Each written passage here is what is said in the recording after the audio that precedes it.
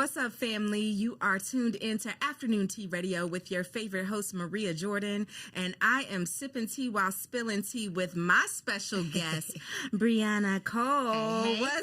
up, girl? It's so good to see you It's again, Maria. so good to see you. I'm so proud of you Thank and you. all that you're doing. For those who don't know, I don't know who you are, but just those that don't know, Miss Cole here has done amazing things. I met you first. You hired me to host your first book release. Yes. So tell me, before we get into that, tell me about your upbringing. Like, girl, I have always known I wanted to write. I just didn't know what I wanted to write, you know. So I've started out as a reader, love, immersing myself in stories and things like that. I have plenty of favorites like Terry McMillan, Kimberly Lawson Roby, Victoria Christopher Murray, amazing authors. And I always dreamt, that, I would love for my stories to be on bookshelves next to them. So I started out with like short stories. I would draw pictures. I dabbled in poetry. I started a greeting card business when I was like 16. Like, I'm trying to find myself, right? Oh my goodness. And then, then when I went out to Georgia Southern, I majored in creative writing. Okay. And then I just kind of, played around a little bit. Again, I was in journalism, English. I was still trying to figure out what I wanted to do. And then I just settled on books. Like, I love that. The movies and stuff didn't come till many years later. Yeah. But I knew I wanted to write. But you knew you wanted to write. Mm-hmm. Okay. And so where are you originally from? I'm from Atlanta. You're from Atlanta? Born and bred, right here. Three of y'all. I'm playing. I don't know. You're not lying. We done came in and we just be all in y'all's face. Girl, I just took over. But I'm glad you asked that because people ask me, they like, are you from Atlanta? I'm like, from Atlanta. Are you I'm like, from here? Or you from here? For real, like born and raised here. Awesome. Here. Did you have like a big family? Like, what was family life like? Yeah, on my dad's side for sure. Now my mom is just me and my sister. Okay. And then it was just us. So very close, tight knit bunch of girls over there. Between my mom, my aunt, my sister, my grandmother, and then on my dad's side, my grandmother had 10 kids. In fact, I just remembered that number. It was 10 kids, 26 grand, 52 great grand. And 8 great grand. So we had a big family on that side. That is pretty. And everyone's in Atlanta? Yes. Wow. Well, I have some family out in California too, but for the most part, we're all here. That is awesome. So what was that like? Like, what was your childhood like? It was fun. My mom, she's put it like this. I ain't gonna say she's strict, but she a black mom. We know how that goes. Exactly. You know how that goes. So yeah, it was good. She's both my parents have always, though they weren't together, they've both always poured into me as far as my love of writing and reading. My mom used to say when I would get in trouble, she would say, I gotta take your books because I didn't do nothing but read. And then like I said, my sister, she's younger and she was just like a little sister. Just always. So you had the support you needed. I did. I've always had the support. Even when I went out to school and I told them, well, I want to major in creative writing, they were like, okay, we're here for you. Whatever that looks like. Wow, that's awesome. Just have some plans. Everybody don't have that. Yeah. Everybody don't have that. So who was the inspiration behind, you know what, let me write my first novel? Oh, the inspiration. Like, who was it? Oh my gosh. I think what finally gave me that push, and it's so funny, it's a young lady that I work with. In fact, I work with her husband. Okay. I don't work with her. But I distinctly remember this. Like, I've always had the support. Like I say, I've always had my family and friends pouring into me for sure, my professors at school. But I will always attribute my one big catalyst, I guess my push, is when this young lady, like I said, I was friends with her husband, and she came in and she was giving out her books. She had just published her first book and she was handing them out. And I was like, oh my gosh. I was like, that's super amazing. Tell me more. And so she kind of gave me a little bit about her journey. And I went home that night and I was like, you know what? What am I waiting for? Like, it's one thing to always have that dream, on the, in the foresight, like, okay, this is what I want to do and I'll get to it tomorrow. I'll get to it eventually. I plan to do it. But then that day, I felt like that was my wake-up call. And I tell her, even to this day, I was like, that was my wake-up call. Like, you don't even understand sometimes how you inspire and motivate others just by doing you. And just doing you. I was like, so she just was in the office just selling her books. And I bought some, and I was just like, I went home, and I was like, I have no excuse. Yes. And I just went to work. And so was that the first book? That was my first book. So tell us about the journey of The Wives We Play. So The Wives We Play. I got the idea for the girl. Yeah. You give us a roller coaster. Listen, one thing I'm gonna do, I'm gonna tell a story. You hear me? I'm gonna tell a story. And I remember I got the idea for The Wives We Play. I was watching one of my favorite shows at the time, Say Yes to the Dress. Yes. And I remember I woke up in the middle of the night, and I had, you don't know, the show is about, brides. They coming in and they're helping, they're finding their dress to say yes to for their wedding. So I remember waking up in the middle of the night, and I heard one of the brides say, or the brides to be, she's like, yeah, we're looking for a dress for our husband. We're getting married to him. And I was like, excuse me? And I was like, hello, wait a second. There is something here. And I just jumped right into it. The thing about me with all of my books, I do my research. I try to make it an authentic voice, and really, spin the tales, make it nice and twisted. But she will have you on a whole roller coaster of emotions. You hear me? Each book. So what's the research like? Like, what does that entail? Yeah, so I am just getting involved on social media, reaching out to some individuals that I may know who are in certain lifestyles, certain communities, and just asking questions. Like I said, really getting into it and just kind of, like I said, watching other shows that may be comparable, that may have like Sister Wives and things like that I can maybe kind of pull from to make it authentic in this particular book, and just kind of went out there. And then I know one of my beta readers, before I even published it, she actually read through it, and I was like, let me, be honest with me, be frank with me, let me know, am I doing it justice? Because I may not be directly familiar with, a poly relationship, but I know I want to be, do it right. I don't want to make a parody of it or nothing crazy. I really want to do it right. And she read it and she loved it. And she was like, oh yeah, it's lovable. It's lovable, y'all. Start there. Yeah. So, girl, we're 8 novels in? Yeah. That was the first one. And she on 9-ish books. Like, goodness. Yeah. So, what was the experience seeing it in stores, like your first? My gosh. The first time I saw my book on a bookshelf, it was so surreal. What bookshelf was it? It was in Barnes & Noble. Oh, my goodness. It was in Barnes & Noble. And from that point forward, every time I went into a Barnes & Noble, a Target, a Walmart, a Books A Million, I'm running to the bookshelves and I'm like, let me see. And what I'll even do is if I see my book on a bookshelf, I'll go ahead and autograph it. I would autograph because I'm like, I have a little treat for a reader. I'm going to get both my books autographed. Yes, ma'am. Absolutely.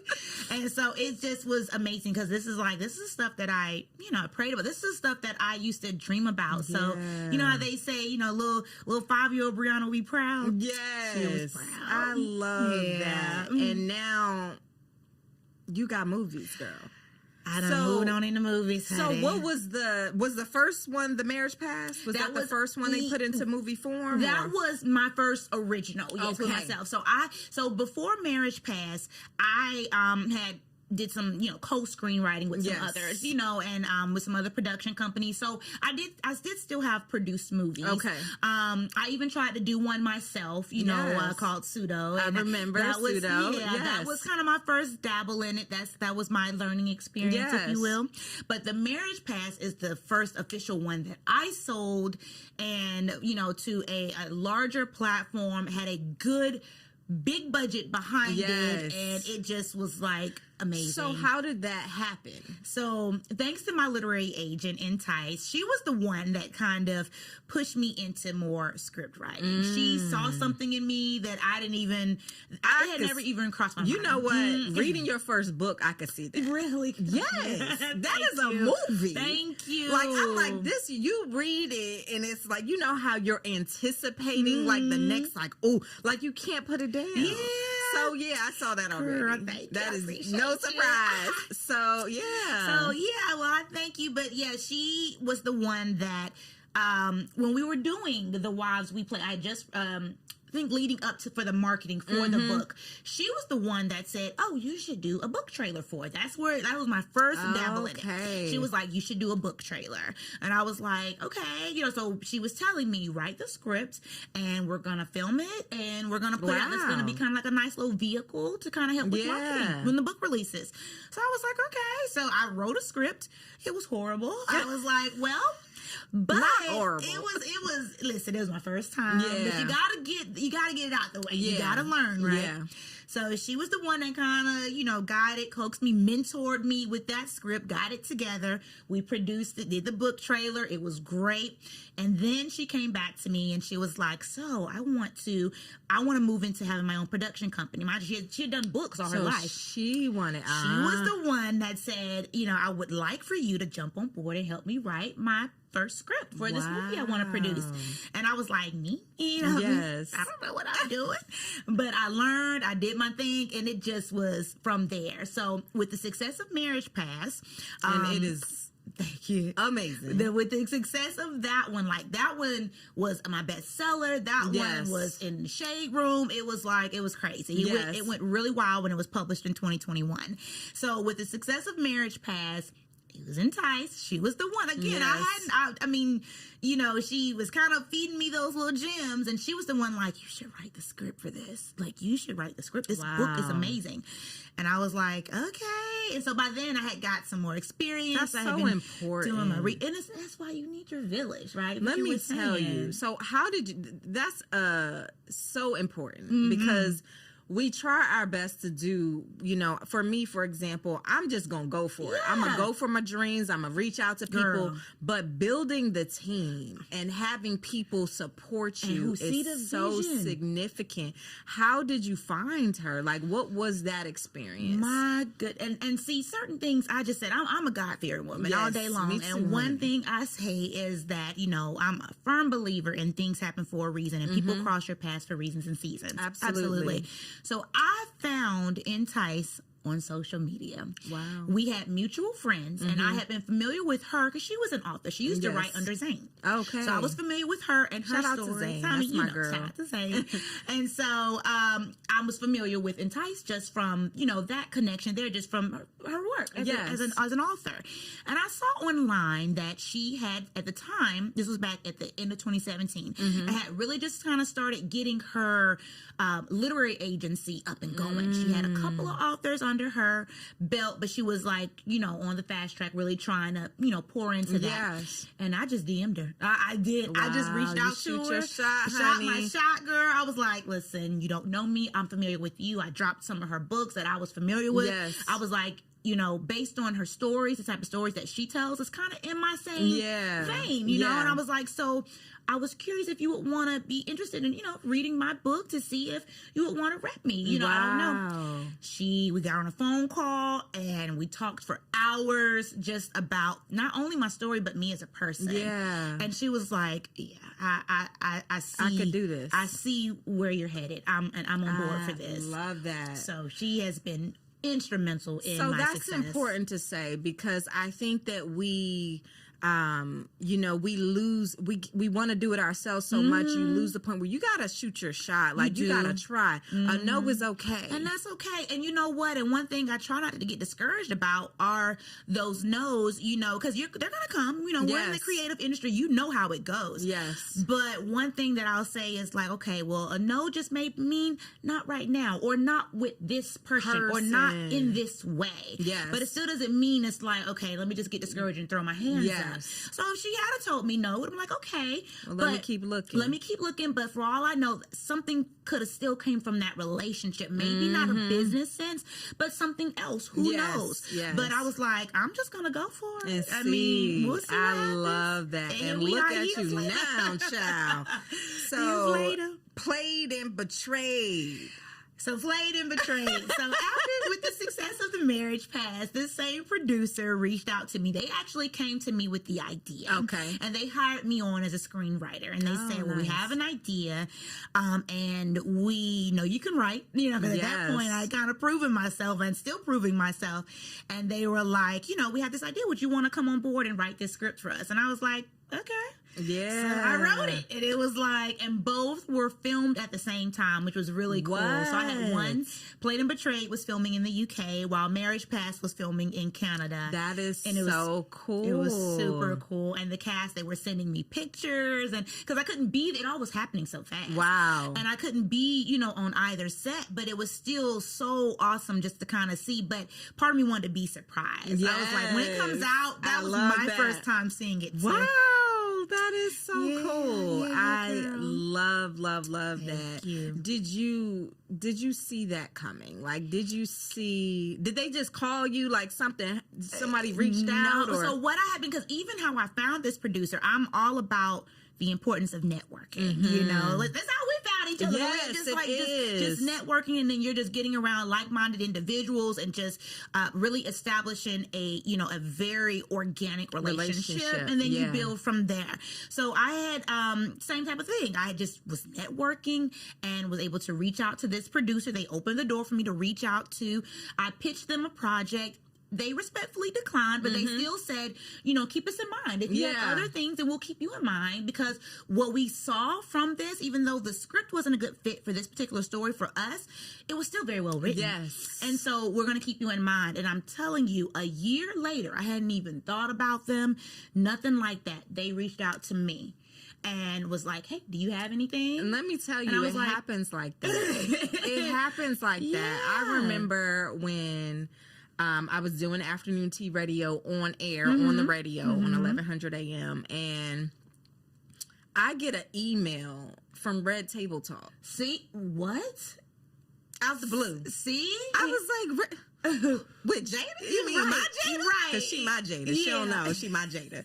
She my Jada Pinkett. Okay, Smith. Okay. Yes. And so I just get a call to facilitate, be a facilitator on Red Table Talk Live. And be able to speak with Jada and her mom. And it was just an amazing, and it just, you just never know. You never know who's watching. You just have to. I'm sure I probably reached out before, but it just falls in place like that, and it comes out of nowhere. You just got to be ready. You just be ready, and just like be you said, ready you just keep working. Like you were doing your thing. Yes. You just do your thing, and just but like you said, you never know who's watching. You never know who you're inspiring, who you're touching, who knows who. Exactly. Say, hey, you know what, this girl. Yes. So you just keep doing you. Never know. And so through all this, now, ma'am, you're an actress. So how did that happen? So I've always dabbled a little bit with acting. Okay. It's kind of was like a second love for me, but I didn't, take it serious. I did a lot of theater. Yes. And so I think that's one of the reasons why I've been able to successfully transition into the movie and TV space. Okay. Because I'm bringing my acting background and I'm merging my two passions. Okay. Like, so I'm writing, but then I know how it is in front of the camera too. Yes. So I can kind of really bring those stories that's to an interesting life. Point. It's an interesting type of dynamic, but I think that's kind of like my superpower. So it's like, okay, well, we can make this work. Yes. So it's just, I've done, like I said, I've done lots of theater, plenty of theater. Oh my goodness. And then more recently, within the past 5-6 years, I've done your true crime reenactment shows. I've done Snapped. I've done Fatal Attraction. I've done For My Man. And, things like that, which were a lot of fun. So those things, I've been, my the actor in my family now is my oldest son. Really? He's taken the reins. He's been in Atlanta. With Childish. He was in Woke. He has 2 movies releasing. He was one of the leads for the movie. So he's taken the reins with that. I love that. And inspired by mama, though. Listen, he just came to me, and listen, sometimes when kids come to you, it's like, well, I want to do this, and it's like, do you really? Are you serious about it? Because you know how they do. Mm-hmm. They'll be into something for like 2.5 seconds. Right. And I was like, are you for real? But he showed me he was for real. So we got him his headshots, got his resume, got him some classes, really got him up there. So, okay, let's talk about the classes. Mm-hmm. So I think a lot of people want to act, and I think we're in an era where you got enough followers, people give you a shot. Yeah. But what made you be like, no, we're going to do this right. We're going to put you in acting classes. Yeah. Like, what was the journey there? He already had what I saw as, the raw talent, as a lot of people do, which is great. I really wanted him to, I saw his strengths, I saw his weaknesses, and I really wanted to hone him in so he could be the best, the strongest, most well-rounded type of actor. So yeah, we did some workshops, again, just through my network, just of, being kind of in the creative space. I knew some producers. I knew, studios and sets and classes and workshops and stuff. So yeah, we were able to do that. We did some online stuff. I already knew, just even from my stint as an actress, like who to go to for the headshots. I knew, the legitimate websites to go to for the real acting breakdowns and auditions and casting calls and stuff. So I was able to kind of put that into him, and he just, I watch him from before and I watch him now, and I see his growth. I see his improvement. And what I tell you about networking, one of my dear sorors, I love LaJill. She is a writer on a BET show called let me see, the name of the show is I Got a Story to Tell. Okay. On BET. She's a writer. And lo and behold, she called me up and she was like, hey, I got a part for your son. Wow. And I was like, girl, when does he need to be on set? That's all you got to say. When, was that his first one? That was one of his first roles, and so it got him comfortable. Networking. Okay, I'm just saying. And then again, putting it out there, as we just said, you never know who's, and I didn't personally reach out to LaJill. Of course, I knew her just from, we're both sorors, we're both authors, we're both screenwriters, but that was the extent of it. And she saw how I was talking about, my son and things I was doing with him and just posting different things. And she was like, girl, we looking for your man. Up? Oh, I love that. And I'm like, okay. So I love that. Yeah. So with that, like motherhood, with everything that you're doing and you're moving and shaking. We're going to get into this connection with Damon Dash in a second. So we moving and shaking. Girl, got to. Motherhood, though, how does that play a part in how you move? It motivates me. It encourages me because I know that I have 3 little boys who are watching. Yes. And even with my oldest son being an actor, that's not something that, I don't want anyone to think that, that's something I'm throwing on him. Nothing like that. He made that decision. He approached me based on how I was moving and the things that I was doing. And he was like, Mom, that was really cool. Like, that was, really awesome. I'm interested in that. So I'm helping them hopefully find themselves, and really see, more than anything, let's say they don't follow the creative path. Like, do you want to be an engineer or a pilot or whatever that looks like? Hopefully they see that work ethic. Like, one thing about my mama, she gonna make it happen. She's gonna make it happen. Yeah. So regardless of what I choose, I know how to work. I know how to work. I know what that looks like. I know how to approach it. I've seen success. I've seen failures. I've seen how you still have to just go for it. Yeah, I love that. So, what's been the biggest challenge? I think the biggest challenge is that time and making sure I juggle in order to, I'm pursuing the things that I want to do and really trying to be that source of inspiration for them, but still making sure that I am there for them as they're growing into themselves. And I say that, like, prime example, my son, my oldest son, when he booked his first lead role, this was a year ago, no, maybe it's 2 years ago, we had to go to Tennessee to film for a month. Whoa. Tennessee, to film for a month. So, like I said, thank God for my boyfriend, my family, my support system. Yeah. Because I was like, I don't know how I'm going to do this. Like, I need to be there for him, but I can't leave I got 2 other kids Younger here. kids. Like, what am I supposed to do? Wow. But they rallied together. Like I said, especially my boyfriend. They were like, we got this. You take care of Sean. We're going to do what we need to do for the other 2. You know, it's only temporary. A month will make it happen. So I did. I went off with Sean to Tennessee, filming for a month. And this is what I'm getting on back on the time and making sure I juggle it. The last weekend we were filming, my middle child now, he was graduating from 5th grade. Wow. He had a graduation. So my oldest son had been on set all Thursday night on into Friday morning. He didn't get off set till it's a Halloween movie, like a kid's Halloween movie. So they filmed at night a lot. Yeah. He's not getting off set till 2, 3 in the morning. Wow. And now here it is Friday, 2, 3 in the morning, and my middle child has graduation back in Atlanta at 9 a.m. So I got off set with Sean. I was like, baby, pack it up. We're going home for the weekend. He still wasn't done. He had to come back and film that Sunday. But I was like, jump in the car. We got to be there for Eli, like, period. Like, whatever that looks like. Didn't get no sleep. I'm functioning on just prayer. You hear me? I was like, let me get on the road, drive the 4 hours to Atlanta because I will not miss my son's graduation. Yes. I was there, filmed. You could have seen his face because I didn't tell him I was coming. Oh, I love that. He just knew that I was in Tennessee. He didn't know, but he looked out there. He was like, and I was like, baby, I wouldn't have missed this for the world. Like, are you kidding me? And so he had his graduation. You know, we had a great day that Friday, celebrated him. Saturday, he was playing in a championship football game. Wow. I hadn't been able to get to all of his games because he's been on set, but that was the championship. He had been working. I was like, oh, we're going to this game. Yes. Went to the game, supported him, rooted for him. Jumped back on the road Saturday night because I had to be back on set for Sean Sunday morning. Oh, my Lord. Poor child. Now, that that's was what a I weekend. call motherhood. And it was my birthday weekend. What? Like that.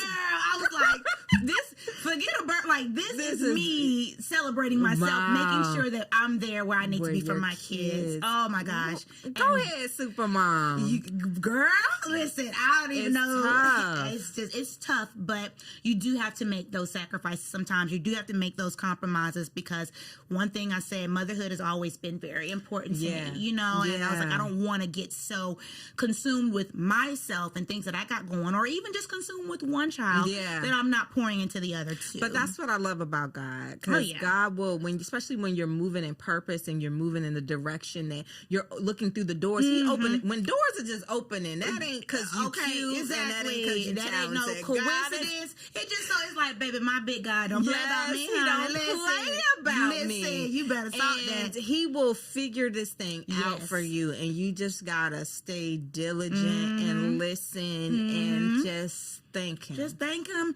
and keep doing what you are doing. Absolutely. You know, and he'll come through and reward and do what he needs to do on his end. Yeah. All right. So tell me about Mr. Damon Dash and how all of that that came to be. Okay. So I told you before I wrote the marriage pass, I was still practicing, kind of doing my thing.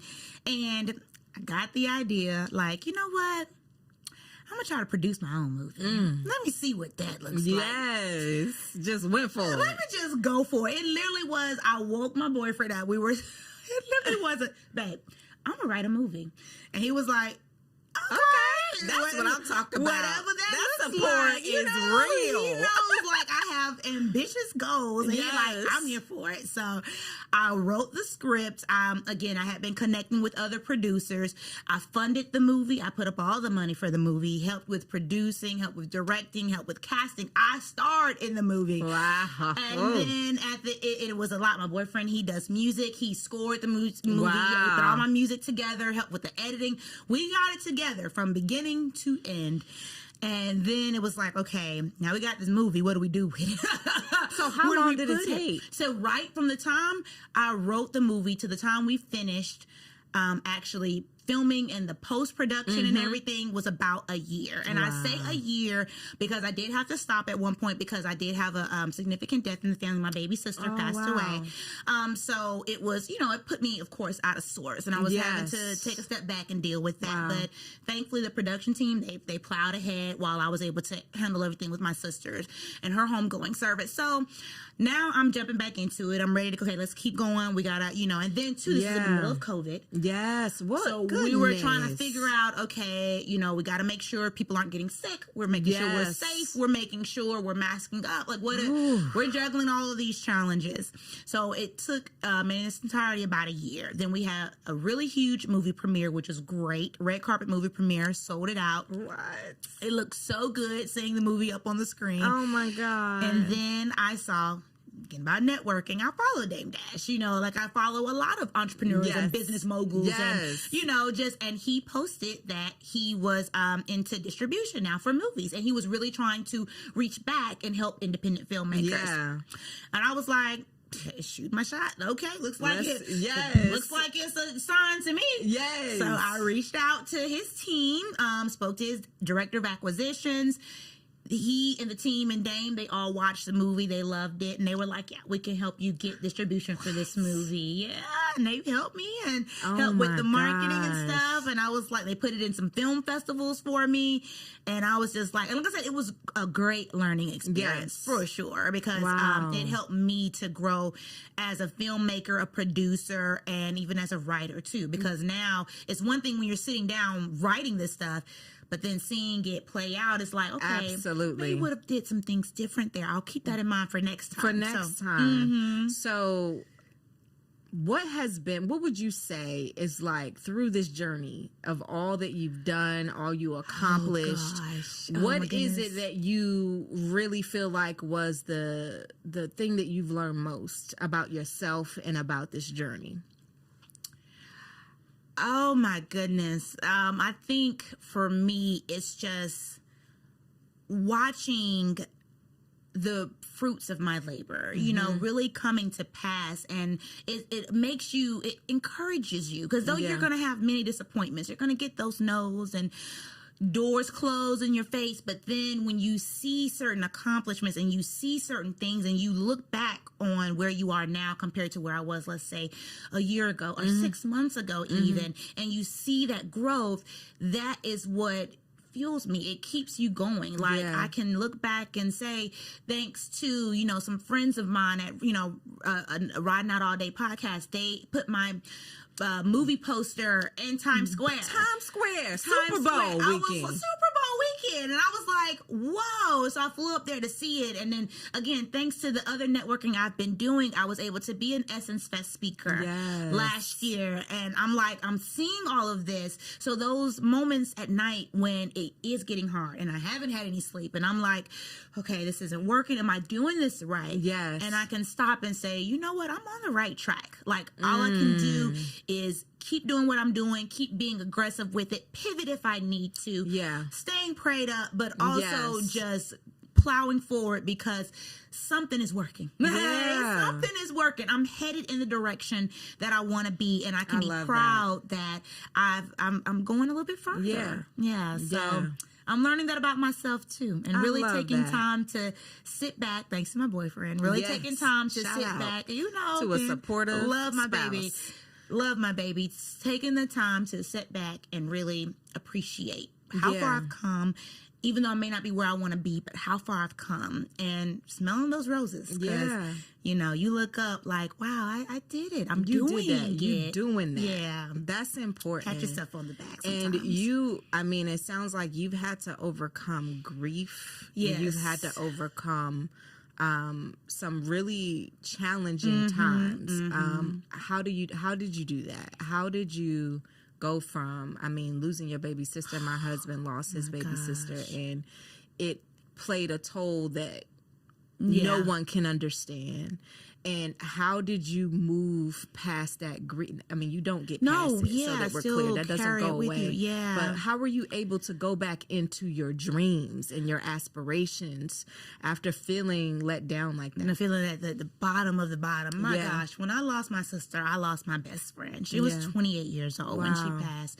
It was sudden. It was traumatic. It was completely unexpected. Of course, it wasn't like she was sick or anything. So it threw my entire family for a loop. And she left behind her 2 young boys, my nephews. Word. And oh my gosh, it was, and like you said, it's still one of those things you have to carry with you.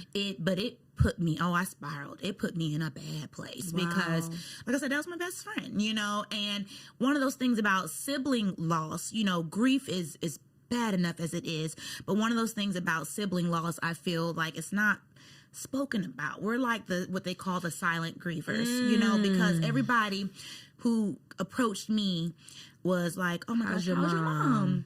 She lost her daughter. How are the kids? They lost their mother. Yes. And I'm like, I lost somebody too. Yes. So it's one of those things where you're trying to be there for your mom, be there for the kids, and then you are having to grapple with it yourself. So for me, I had to do some therapy, and I really had to pour my grief into my work. I know my sister was one of my biggest cheerleaders. Yeah. She has always been in my corner. And I honestly got to a point where I was like, you know what? I can't stop living. I have to live for her now because she's not able to. And I really used that grief and that hurt and those raw emotions and poured that into my work. Wow. Poured that into my books, into my movies, into the stuff that I was doing. And to me, since that incident that happened this month makes 3 years, I think my work since then has really, I could see the growth even in myself. You know what I mean? And it's an authenticness about it that you couldn't, I wouldn't have been, and some things you just have to go, sometimes, out of tragedy is born, and you learn things about yourself as well. And it's like, because again, when you're dealing with something that traumatic and that heart-wrenching, you really don't see the light at the end of the tunnel. It's like, I'm just existing at this point. I'm so proud of you. Oh my gosh, thank you. I'm so proud. I'm sorry I'm getting serious. It's tough. It is tough. Sorry. And then I got my tattoo in honor of her, my butterfly, and I keep her close to my heart. Yeah, see, and I keep her, I have my, I wear her on my neck, as well. And it's one of those things where it's like, I talk to her. She talks to me and she gives me signs. That's right. She is there. That she is in a better place than you, honey. I know that's right. You out here suffering and she in the glory. And she is good. And I know she's okay. And like I said, when I feel those moments where I'm like, girl, I just need you just to give me just a hey, Brie, how you doing, sis? Will be good. And she'll manifest in certain ways. And that's what I'm like, I have one of her lamps, when we were cleaning out her apartment, she has a lamp that she, kept there. I took the lamp home. Yeah. And I know scientifically the lamp probably has a short in it, but it never comes on when you press the button. Never. No matter how you plug it in, whatever, it never comes on. It just comes on by itself. Ooh, sporadically. Look at God. I'm telling you. I love that. And it's been doing that for 3 years. Wow. And it's like, and so even last night I was prepping for our interview. I was writing a script, and then it's just lamp just came on, and I was like, "Hey, Paige, I miss you too, girl." I was like, so that it just gives me a little bit of comfort. Like again, we have to kind of find it in different ways, love that. And that to me is like her little, "Hey sis, I see you," and I'm like, "I see you too, girl." Thank you, I appreciate you. And she like, "No, you better get back to it, honey." Yes. So I'm so proud. So Thank you. That's awesome. Thank you for sharing that. Thank you for sharing that. Yeah. Oh, Briana Cole, girl. Maria, girl. So what's next? What we got to look forward to? What is next? I am actually writing 3 more scripts as we speak for To Be Originals. Like the same producer who did Marriage Past and Played and Betrayed. They hired me on for 3 more scripts. I just got my screenwriting agent, so I am so excited for more projects. We're pitching some other things that I have going on. Yeah, we're just plowing forward. Like, I'm just like, every year, I'm like, you know what? You know how they say, oh, 2023 going to be my year, 2024 going to be my year. Like, every year, I'm like, this my year. I'm going to step it up. Because I make these goals and plans and, you know, and I'm like, this is what I'm working towards. Yes. Like I said, and having new things to look forward, new goals to slay. Yes. And it's like, I'm just going to keep going. And going keep hard. slaying, boo. Okay. It keeps looking good. And looking cute. Okay. I'm so happy. I can't wait to see it all. I know it's going to be amazing. So tell everyone how they can keep in touch with you and all that great stuff. Yes, I am very active on social media. I'm all over the internet. I've done very well, I think, with my SEO optimization. So if you Google Briana Cole, you go see my picture now. You go see my picture, book something. So you can go to my website, of course, brianacole.com. That is my hub where I have everything that I'm working on, from books to movies, TV shows, and the like. I am all over Instagram and Facebook and Twitter at Briana Cole Official. Even TikTok. I am on TikTok too. I done went viral a few times, so I'm on TikTok as well, Briana Cole 3. And like I said, I am very active. I love to network. Obviously, I love to mingle. I love when I have random readers and viewers and they'll message me like, girl, you did that. I'm like, did I, girl? Thank you. So, you know, I respond and I love it. You know, I love happy. Well, you guys, make sure you are in tune with Briana Cole and all that she is doing. Thank you so much for joining me today. And thank you all for listening to Afternoon Tea Radio. Make sure you tune in next week and make sure you are on the website, subscribed, www.afternoontearadio.com, and also go to IamMariaJordan.com. We love you, and make sure you subscribe and like and leave comments and tell us how amazing the show was. Peace. Yay!